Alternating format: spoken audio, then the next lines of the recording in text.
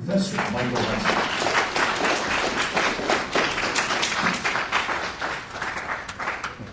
I usually talk about financial reform and banking here, but I think if we're going to go forward and you're going to get a wider audience for what you're talking about, you need to go beyond finance and beyond banking and talk about fiscal reform. You have to have a model of how the overall economy works in order to explain what your reform is going to do with the economy.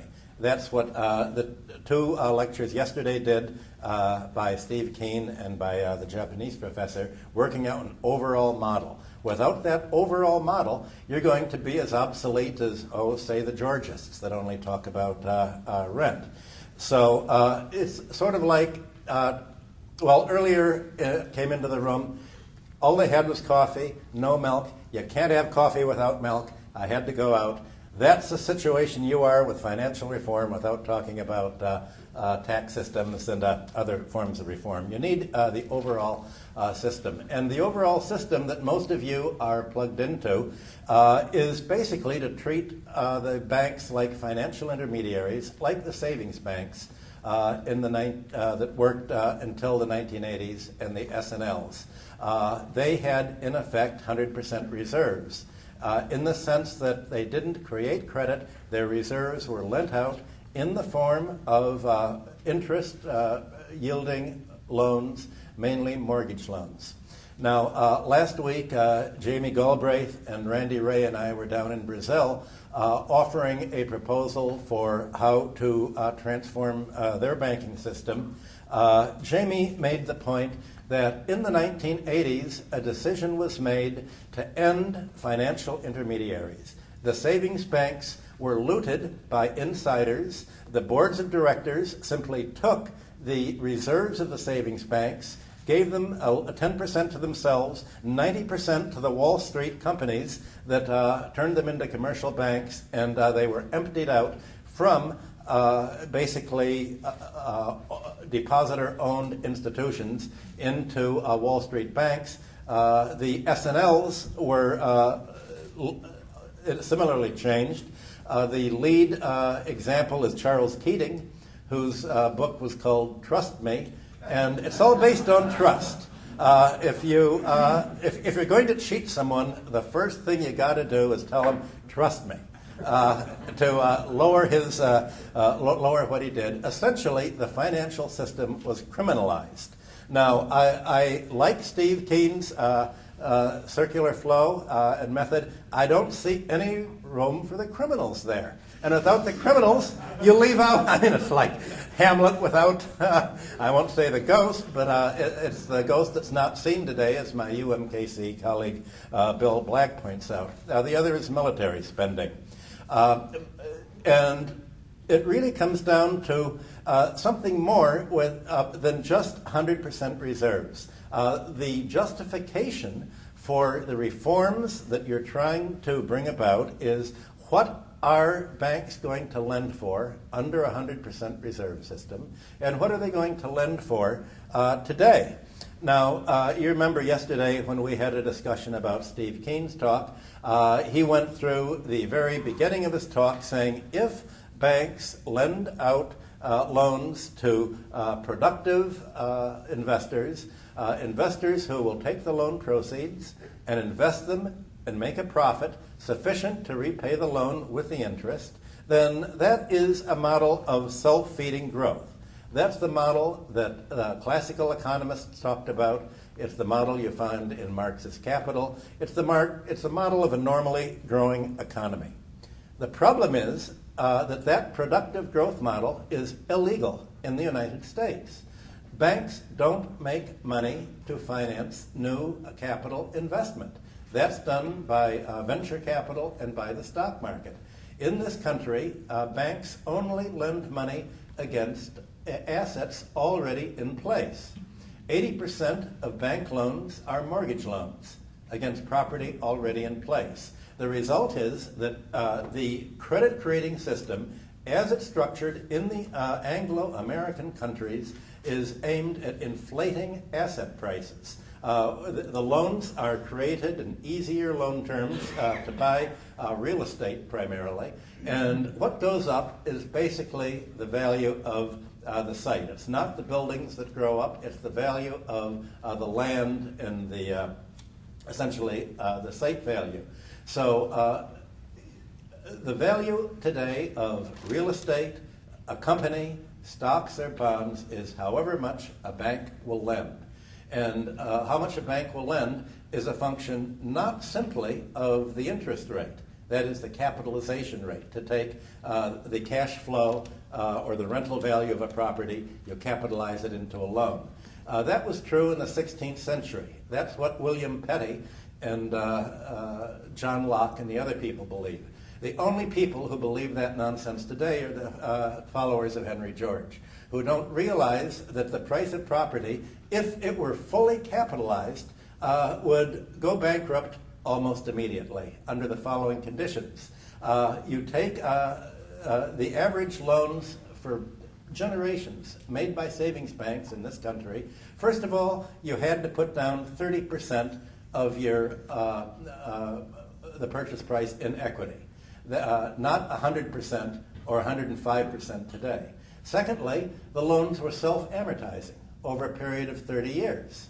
And third, you had to actually show that you earned an income and were able to repay the loan. Now, technically speaking, these mortgage loans for residential mortgages were not productive loans because buying a house did not in itself provide the money to pay back. The homeowner had to earn that surplus himself or herself by getting a job and setting aside money for the jobs and essentially paying the house instead of renting. So from the mortgagee's point of view, the loan is productive because if they wouldn't have paid off the mortgage, they would have paid the same thing in rent. And equilibrium in the real estate market, and again we're talking about 80% of the commercial bank market, was achieved when you could buy a house essentially for the cost of renting it. And if the rent would not cover the rental value would not cover the loan, then there was an excess of price over the actual use value or economic value of the loan. That is exactly what's occurred since 1980. Once the government succeeded in abolishing the savings banks, in abolishing the savings and loan associations, there was only one place that people could go to gain access to housing, and that was the commercial banks. The commercial banking system became essentially criminalized in the sense that, the English language, every year we go through this discussion, how has the English language been stretched more? The word criminalized had a new synonym developed by John Reed at Citibank, stretching the envelope. They would sort of do things that there were little gray areas. They would push and push. They stretched the envelope. First of all, lower and lower down payments. That meant that you could, they called that widening the market to increase home ownership.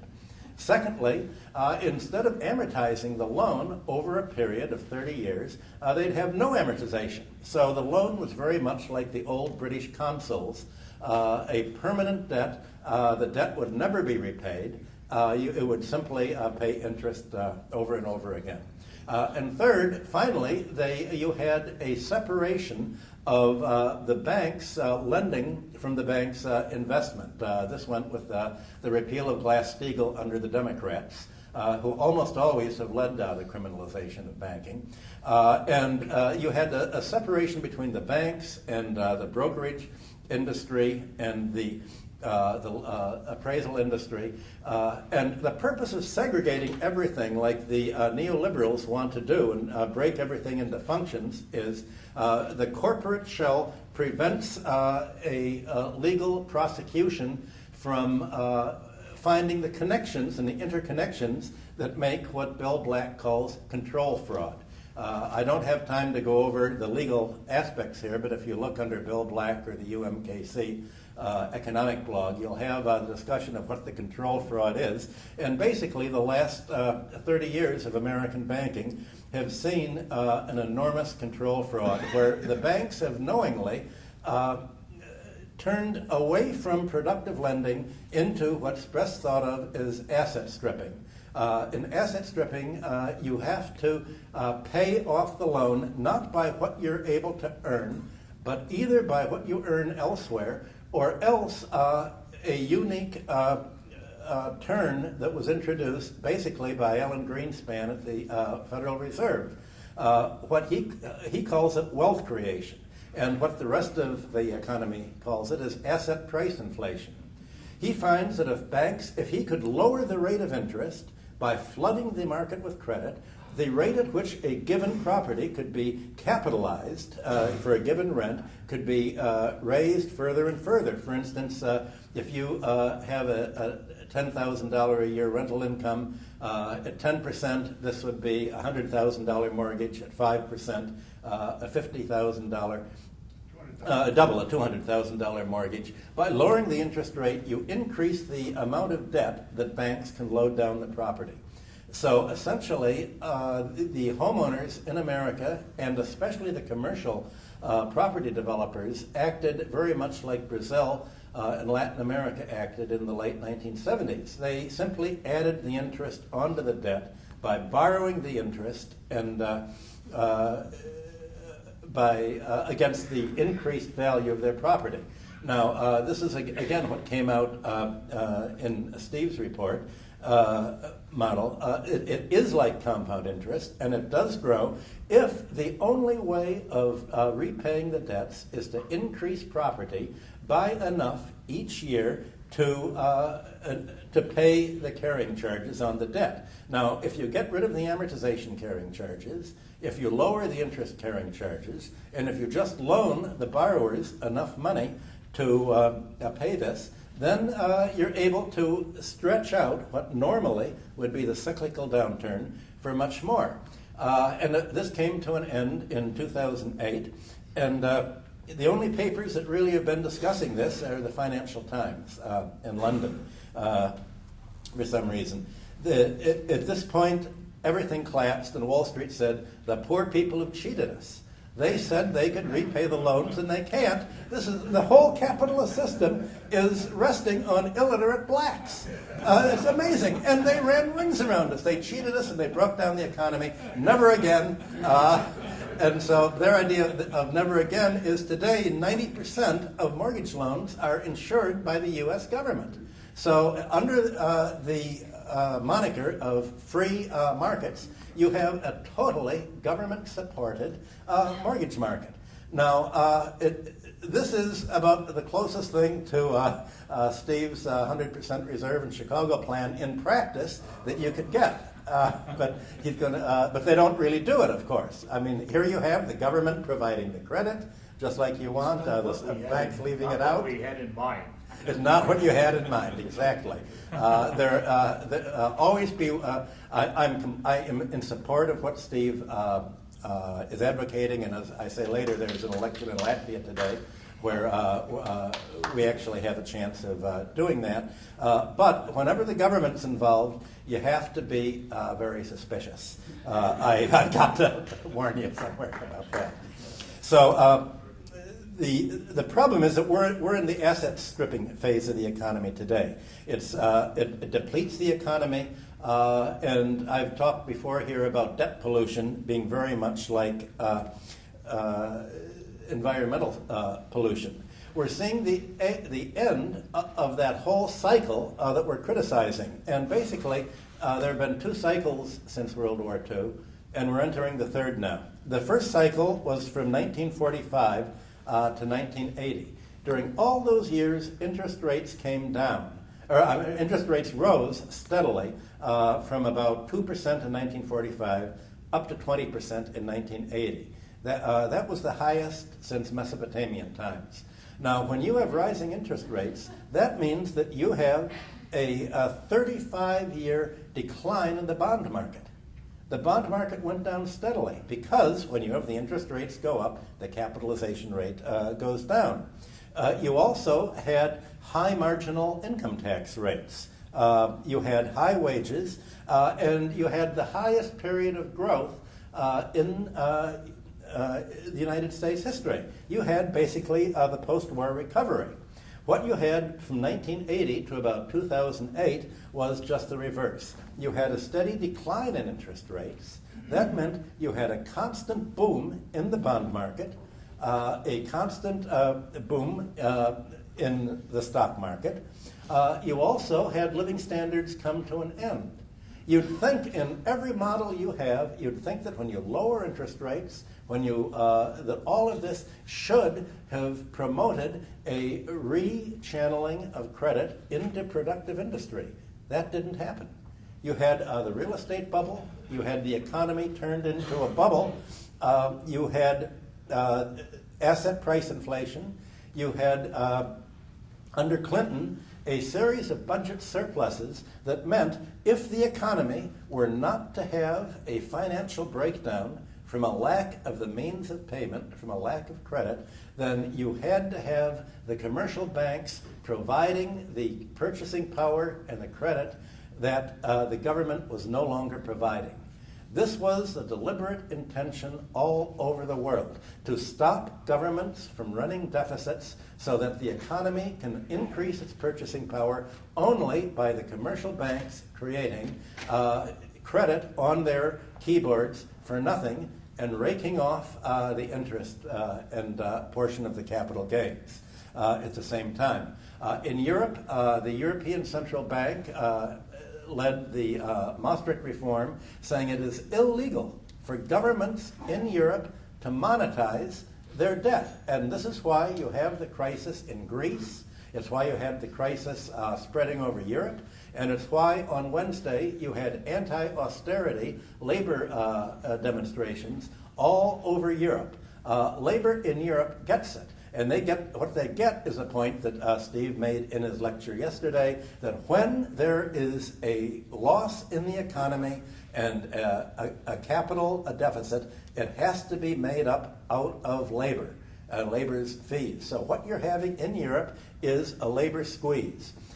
In Latvia, I was told that the central bank had squeezed the economy so much that that public sector wages had fallen by 30%. And they said, we're almost where we want to go. Another 10% will do it. And the idea is that private sector wages will follow suit by creating enough unemployment. When the Greek crisis came, Greece was told, why can't you be like Latvia? Latvia has become the poster child of neoliberalism. And it's having its parliamentary elections today. I just got a note saying that the four right-wing parties have joined together to promise to support the International Monetary Fund's program of closing down the schools. Half the schools have been closed down. Half the doctors have been told to emigrate. 1/3 of Latvian labor between 20 and 35 was essentially plans to emigrate. Where can it go? Because all of Europe is now being told to follow the same system. And the figure of 30% decline in public sector wages is used explicitly by the European Union on Wednesday in Brussels on the day of the anti-austerity strike. The European Union Commission passed a ruling saying governments that do not cut their budgets, governments that raise their public debt over 60% of GDP will be fined 0.1 or 2% of GDP per year to force them to follow the cutbacks of the public sector, to close down social spending. And the reason is there is not enough money to support living standards and pay the debts growing exponentially as they accrue arrears and late fees. And so somebody has to give, and it's going to be 99.8% of the population that's giving in Europe, supporting the 0.2% of the population that is concentrating all of the financial wealth in its own hands. the question is, where is labor going to go? A few months ago in Latvia, some of you are here who were with me, we talked to the bank examiners, and the bank examiners said, yes, Dr. Hudson, we realize that the system you describe is unstable, that of course there's going to be a real estate turn down at some point, and our job is to maintain the solvency of the banks. So we've told the banks, forget about securing your mortgage loans by the value of the property. Get your parents, your children, your uncles, your aunts, your nieces and nephews, get them all to sign. So if you can't pay, the whole family, the clan, has a choice. Either emigrate en masse or spend your life in debt peonage. One of the candidates for the leading party, the Harmony Coalition, announced to Sweden, where most of the banks are, that they had no intention of subordinating the economy to neo-feudalism, that they'd thrown off Swedish control militarily 200 years ago, and they were not going to let Sweden achieve, by financial means, what the armies were not able to achieve 200 years ago. So today you have a situation where what used to be military conquest, conquering the land by military force and appropriating it on a hereditary basis, is now being done financially and peacefully, with much less overhead. The objective is still to obtain the land, but it's to obtain it by lending and foreclosure and then emptying out the country.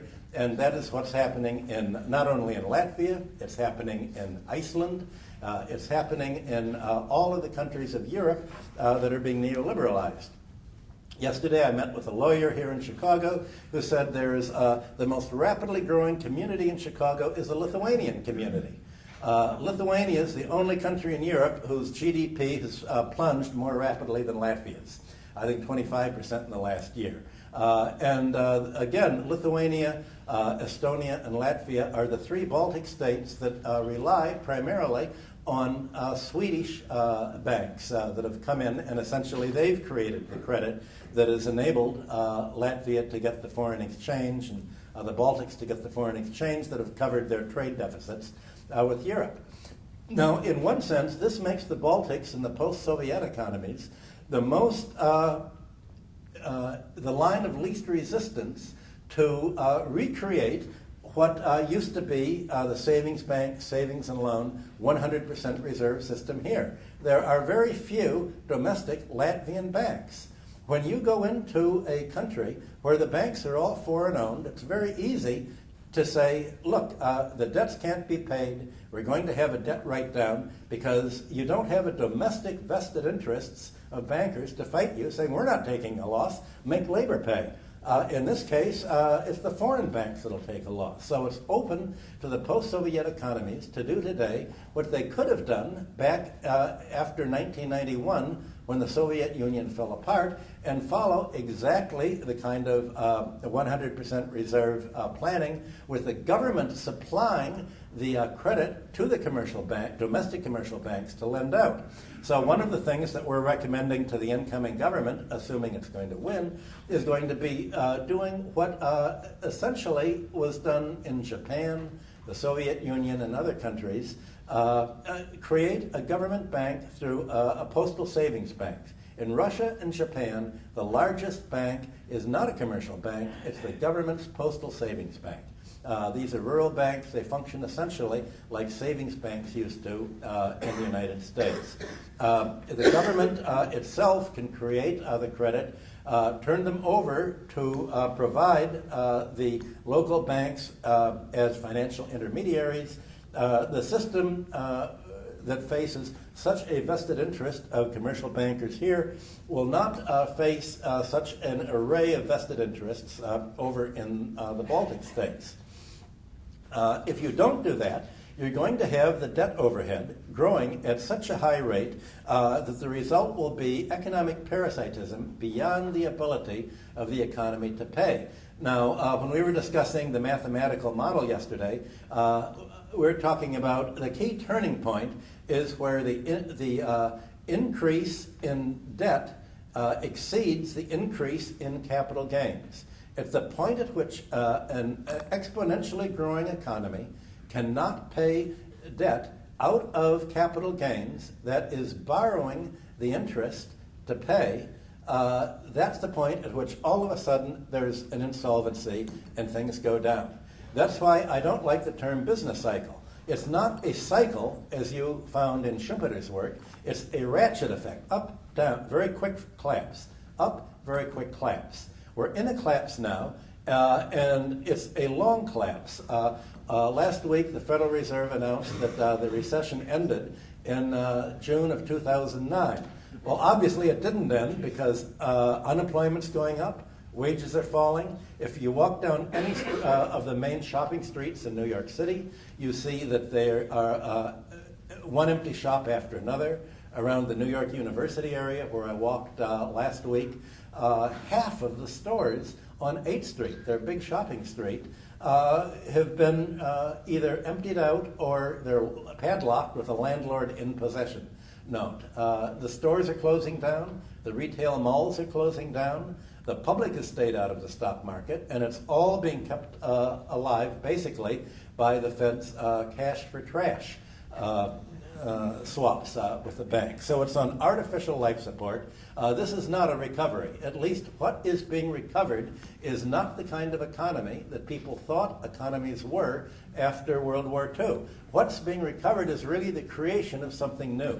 It's the creation of a new power elite for the next century, and it's the elite who are the recipients of the bailout. Not only the TARP bailout, but the AIG bailout that went ultimately to Wall Street, the $2 trillion swap, trash for cash swap that the Federal Reserve has engaged with the commercial banks, and the enormous giveaway. What has been given away is the largest transfer of economic assets since the railroad land barons were given the land in the 19th century. And nobody's seen this. The government says that in order to have the economy work, you have to have a solvent financial system, meaning you have to keep the existing stockholders growing at the rate they've been accustomed to, meaning you have to lower American wage standards by 30% over the next decades, or else the banks will not survive in their present form. The Obama administration says, no question, lower the wage standards. And that is the program on which he is running. It's the program on which the Republicans are running. It's a bipartisan program to reduce America's standards by keeping the debts in place way beyond the ability to pay. And if you want to see what the future is, look at Iceland over the last 2 years. Look at Latvia, look at the Baltics. These were dress rehearsals in a great political experiment to see how far can you reduce living standards before labor fights back politically. They've put the class war back into practice with a vengeance. And this is a class war, and the other class doesn't even know that there is a war on. And this is we could say this is an evolution from economic parasitism to biological parasitism. Many of you have been talking about banks being parasitic and extracting interest. That's only a little bit of what parasites do in nature.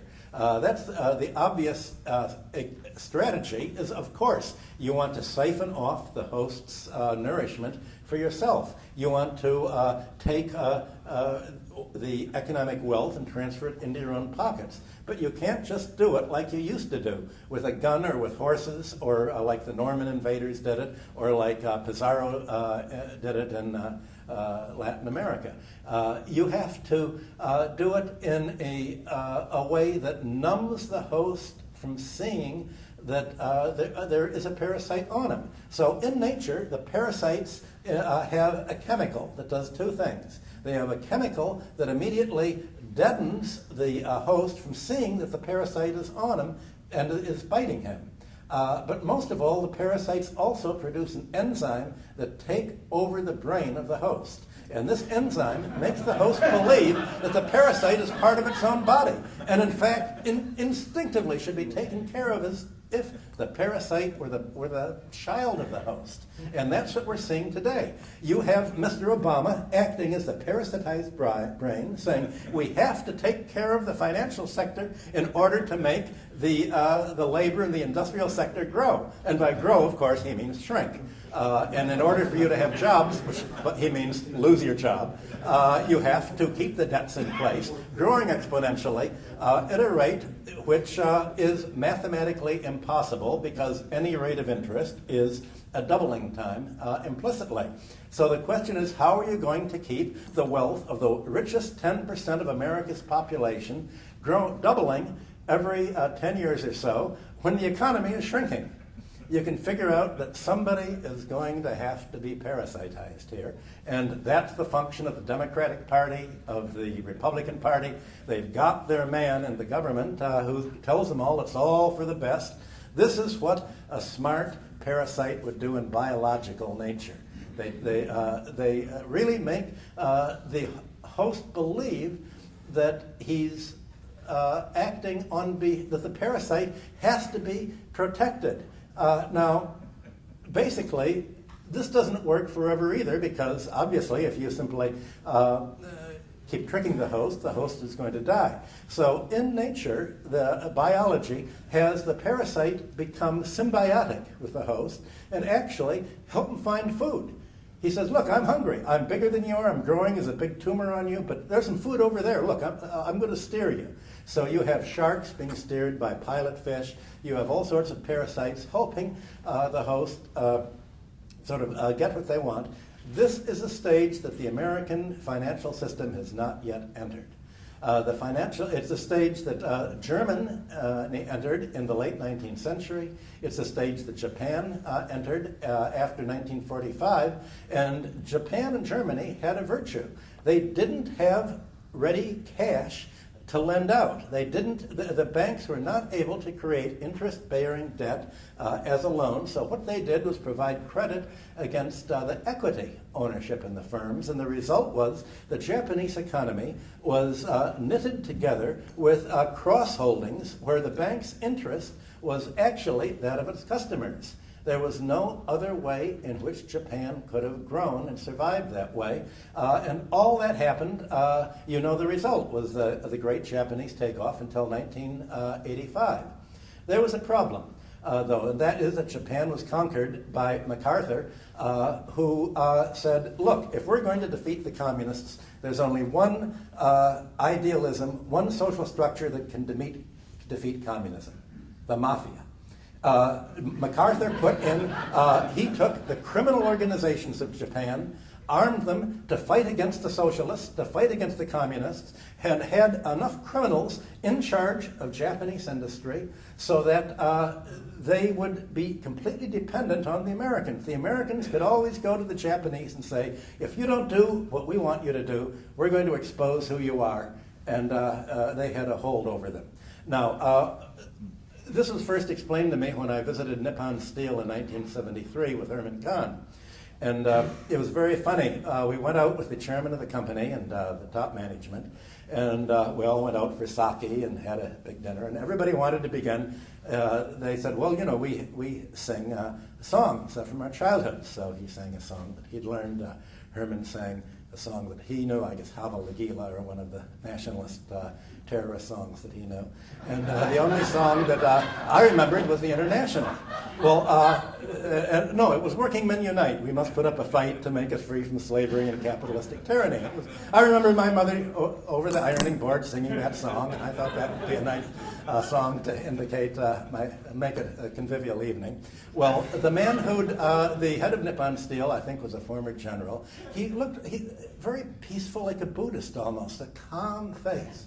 All of a sudden, his face hardened into utter hate. And there was another man, the vice president of Nippon Steel, who looked like a really frightening guy, a very spherical head, who just sort of glowered. I thought, is he the bodyguard or what? All of a sudden, his face turned into a sunbeam of peacefulness and happiness. He put his arm around me and said, I'm the number 2 man. My job is for when we break from America, I'm the guy to develop the relations with China. So the good thing about Japan is they always have option number 2. That's what we're trying. That's what we're trying to work on in China today. I go back and forth frequently to China now. We need option number 2, and we have to realize that the alternative to socialism, you had a replay of all of this in the Soviet Union, where the neoliberals pushed forth a criminalized group of privatizers from Russia to the Baltics to Central Asia. They said, okay, we're going to give the top officials ownership of the property. That'll be a vested interest in not only fighting communism, but in financializing the economy. And by financializing their economy, they meant privatization on credit.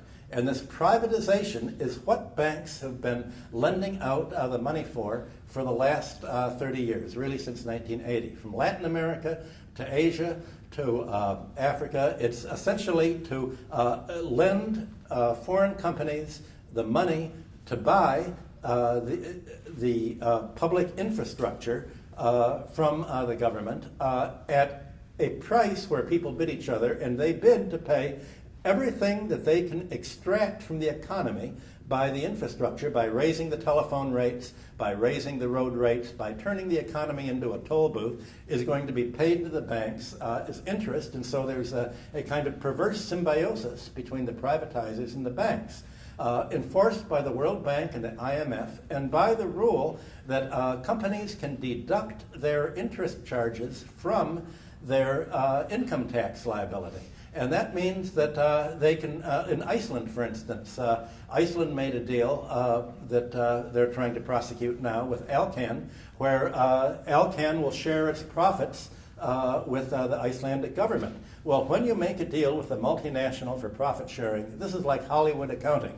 There aren't any profits because the parent company will set up a financing affiliate that will say, how much are the earnings? We will make a loan to the affiliate of a high enough value so that the interest payments on the loan will exactly absorb all of the earnings, and we will not have to pay any income tax to the company at all.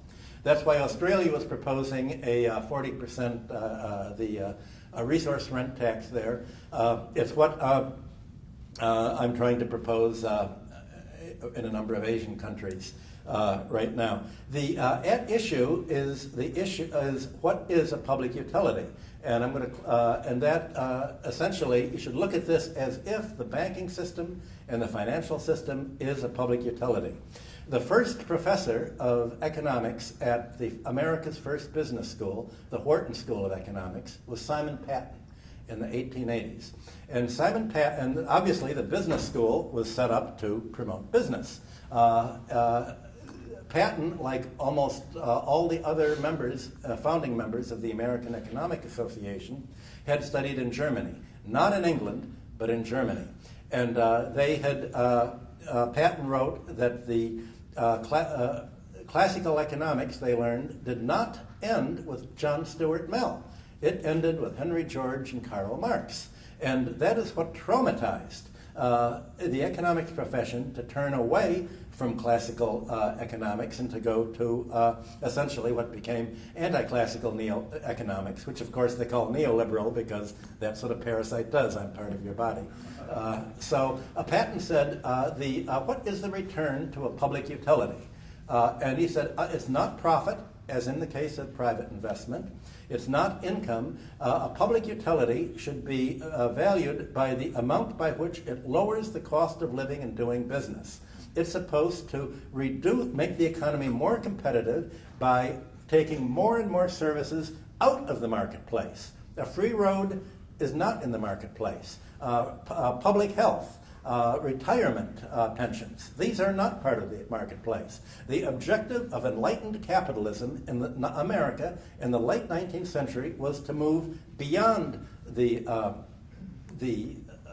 market economy and essentially to produce what John Maynard Keynes gently called euthanasia of the rentier. And in the years before World War I, everybody believed that the era of the rentier was out. Europe's medieval period had seen its lands conquered by force, taken over by an aristocracy. Europe had then colonized Latin America and carved out parts of Asia. The idea was that all this was to be in the past, just as much as banking was to be in the past. And they were going to have national banking as a public utility.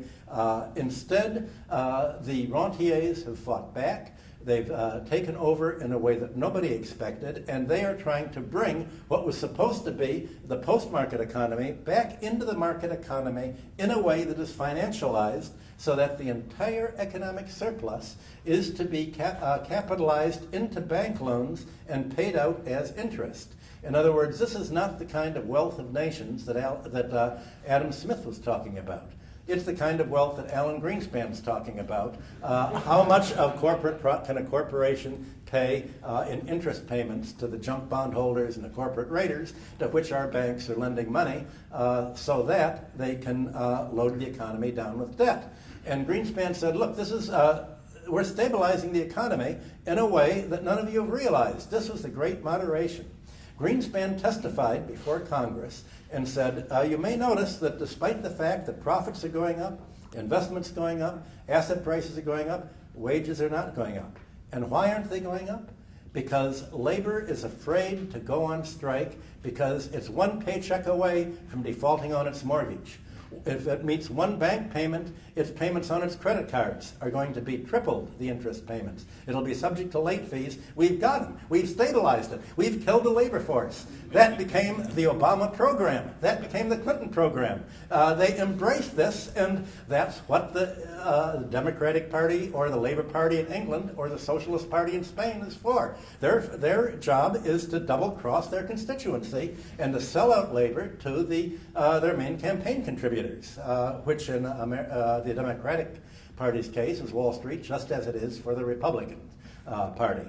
So you have essentially the whole economy transforming the idea of what the wealth of nations is all about, what productive credit is all about, the idea that an economy should be the market under conditions where the entire surplus is pledged for interest. If you're a bank loan officer and you have a company come to you, your objective is to have that company pay all its cash flow in interest by lending the company enough money to go out and buy other companies, lending the company enough money to buy back its own stock, so there are huge loans for stock buybacks, lend the company enough money to just simply pay out in dividends. This was Alckmin's plan to take over McDonald's. He was going to cut McDonald into the property-owning, property-owning sector and the food-like substance-producing company, and basically borrow money, pay out his dividends, and pay himself a huge stock option. This is the very definition of parasitism in nature. And so I think that the way in which you want to promote your idea of the Chicago Plan and 100% reserves is to raise the issue that should be paramount over all others. What should a government create credit for, and what do the commercial banking systems today create credit for? And if you define the credit creation of the commercial banking system as acting to inflate asset prices at a high enough rate to enable the borrowers to recapitalize the loan at a higher level and borrow the interest, then you have almost a definition of financial instability. And it won't work. And you have to explain to people that the surplus is going to require more and more of a wage squeeze, more and more of a transfer of income coming out of their pockets, and it will turn the economy away from a productive production and consumption economy into a toll booth economy. Here in Chicago, as you all know, they're privatizing the streets and the sidewalks to put parking meters. We took a walk down the parking meter tour the other day, to turn the Dan Ryan Expressway and others into toll roads. Essentially, it's to do to the American economy what the Norman conquerors did to England in the 13th century.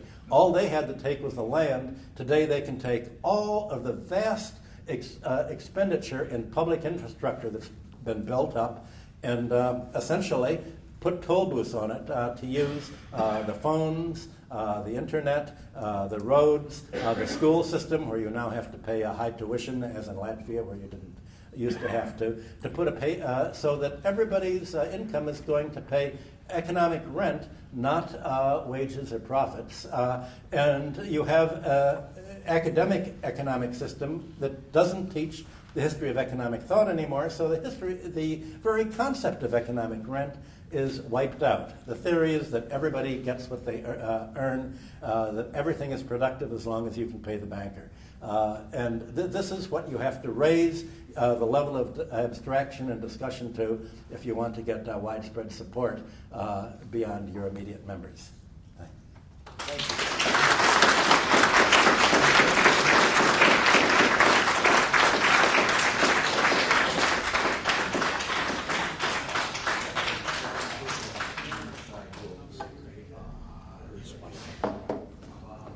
Although they may not understand that the financial system that the Chinese have is built on very different foundations. So, but you seem to be saying they are a more solid foundation. Could you flesh that out a little bit more and say?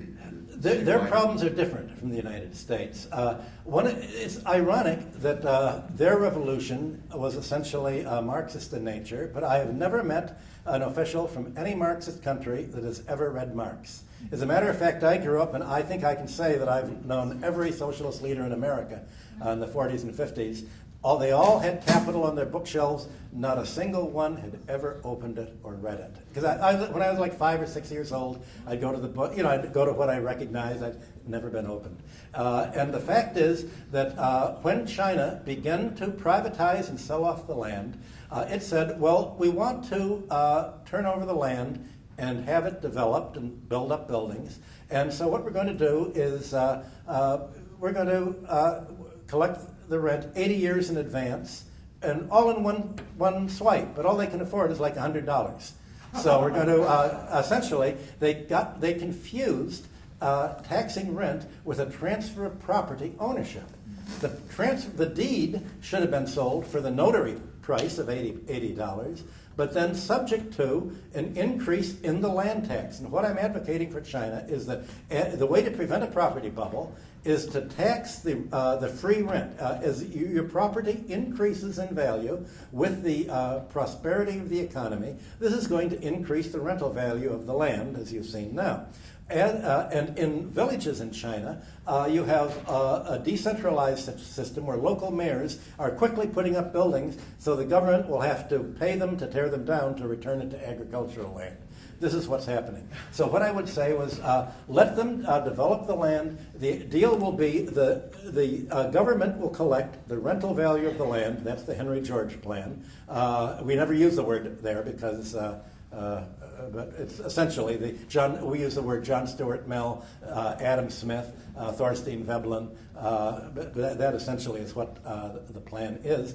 And if the government does not collect the rent, then it's pledged to the bank as interest, and the bank will lend against it. So prices are going up in China because the banks are lending against the rental value that the government is failing to collect. And that's why I said at the beginning, you need a fiscal reform with your financial reform. If you have the fiscal reform of taxing the land's rental value and the economic rent of infrastructure and other sectors, then you will not leave the surplus available for the banks to capitalize into a bank loan, turning the rent into interest payments. That should be the objective. And that's why we reject the Henry George theory so thoroughly, because they say you should only tax land, don't do any other reform. The whole model of the Henry George movement is that of the neoclassical model. The whole economy works on barter. Money in credit is really just embodied labor. It's a goofy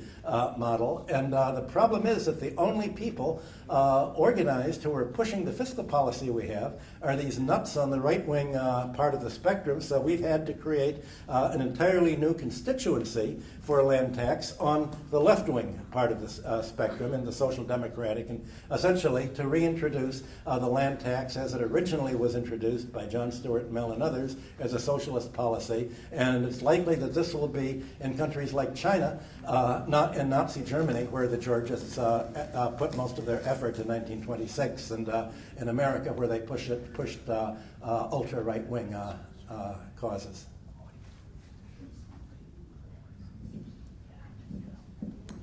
Hello. Hi. I loved your presentation.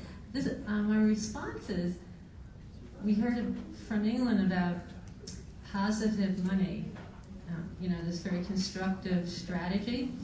But when I listen to you, I mean, every American is furious at the banks. I mean, you talk to any of them.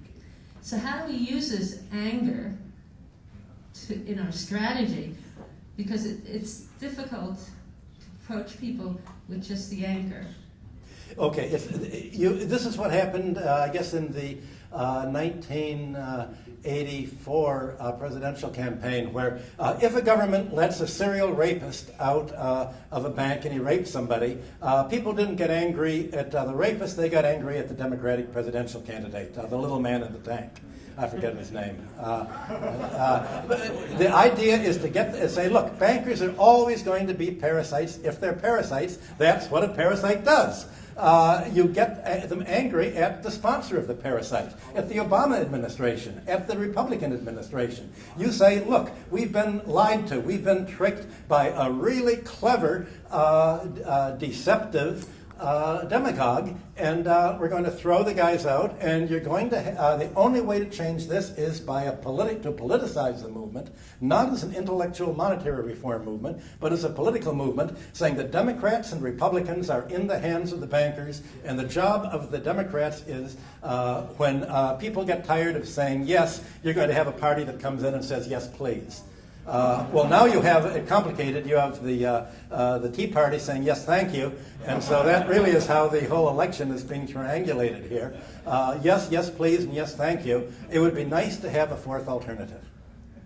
And that's the only way you'll get the monetary reform. One more question, and Professor Hudson will be available in a panel this afternoon for further questions. Can you talk a little bit about productivity? I'm wondering how much of the productivity that Can't hear you. Can't hear you.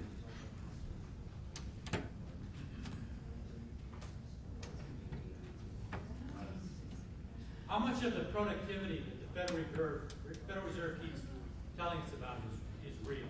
Ha-ha! Very good point. The 19th century... I've just republished the book... Sorry about that. If you can hand me the book, I'll hold it up. I'm strangulated there. America's Protectionist Takeoff summarizes the American school of political economy. The whole idea of America as a new civilization was to be the high-wage economy. The idea that high-wage labor undersells pauper labor because well-fed, well-clothed, well-educated labor is high-productivity labor. So, Steve, I would add to the formulas that Steve Keen put in before, another formula, the change in the productivity rate relative to the change in the wage rate. Under the American system, the idea was to protect American industry by tariffs that would provide industrialists with enough money to increase productivity by enough to pay high wages. And essentially, Erasmus Peshine Smith, who outlined the Republican Party program in 1853 when it was formed, though quite different Republicans from what we have today, was that capital productivity and labor productivity was a function of energy use per worker. Joules per essentially thermal units, or however you want to measure energy per worker. And as late as the 1930s, the technocratic movement here, that also was into monetary reform, followed the energy per worker growth. And it was the increase in labor productivity that enabled the debts to grow exponentially in keeping. Under Greenspan, you have a different kind of productivity. Today, for the first time in modern history, you have rising productivity with lower wages. And that is a result of financial management. And what they've done is shrink the labor force and keep, while the labor force has been shrinking, you keep output steady by forcing the remaining workers to pick up the jobs of the people who are losing. So you're working labor more intensively. You're promoting labor from blue-collar labor ostensibly to managers who you don't have to pay overtime for, and telling them work overtime or be fired. And as Greenspan pointed out, if you're fired, your credit card rate goes up and you default on your mortgage and you lose your home. So today, the raise in productivity is simply working labor more intensively and essentially burning them out. It's the burnout theory of labor, the antithesis of the economy of high wages. And America today is in the burnout theory. They're firing, if they do have a cost of living increase, they're firing labor and replacing it with unskilled labor. So essentially, there's a race to the bottom today, and the statistics call that a rise in productivity, but it's a fake productivity. It's not anything like people used to think of as labor productivity at all. So that the delta wages over the delta productivity has to be a key element of any economic financial model. Okay, we're going to have another hour and a half of this in the afternoon. You're saying then basically that it's whatever the system is after the banks have created the money, they are the beneficiary. It's coming back to them. That's the idea. It's a profit deal. It's important. Yes, really. actually, they call that self-interest. Okay. But the assumption of all economics is that everybody acts in their self-interest. That isn't happening today. You only have the parasite acting in the self-interest, not the host. And you only have America acting in its self-interest internationally, not other countries. So the prime assumption of economics and political theory is being violated today. You have to educate the economy to reestablish the assumption of this fictitious theory that's put forth in the universities. And you've identified the banking system as the parasite. Yes. Okay.